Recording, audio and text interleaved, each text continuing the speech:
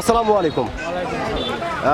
অসংখ্য ধন্যবাদ ভাইজান আপনাকে কথা বলার সুযোগ করে দেওয়ার জন্য। তো ভাইজান সর্বপ্রথমে জানতে চাচ্ছি আপনি কেমন আছেন? আমি ভালো আছি ইনশাআল্লাহ। ভালো আছেন ইনশাল্লাহ। যাক আল্লাহ পাক আপনাকে ভালো রেখেছে। তো ভাইজান আপনার নামটা জানতে পারি? আমার নাম মোহাম্মদ গোলাম কবির। মোহাম্মদ গোলাম কবির, সুন্দর একটি নাম আপনার, চমৎকার একটি নাম আপনার ভাইজান। তবে একটি কথা বলতে আমি বাধ্য হচ্ছি, সেটা হচ্ছে আপনার নাম শুনে এবং আপনাকে সামনাসামনি দেখে যেটা বোঝা যাচ্ছে আপনি প্রচণ্ড একটি সাহসী মানুষ।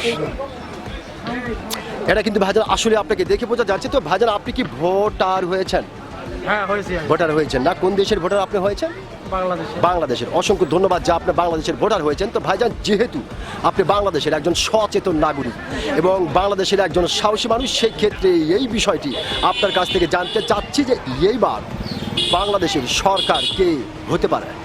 এবারকার বাংলাদেশের সরকার আশা করা যায় বিএনপি হবে, ধানের শীষে জয়লাভ হবে। জি জি জি, ধানের শীষে জয়লাভ হবে। ধানের শীষে জয়লাভ করবে।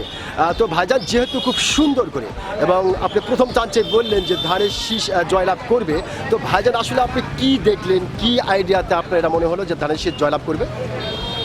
আমার গোবিন্দগঞ্জ মোটামুটি ধানের শীষের জোয়ার উঠেছে, জোয়ার উঠেছে, মুখে মুখে রব উঠেছে, যার কারণে আপনার একটা আইডিয়া যে এবার ধানের শীষ সরকার হচ্ছে।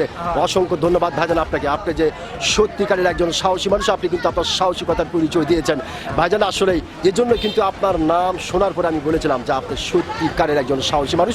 অসংখ্য ধন্যবাদ আপনাকে।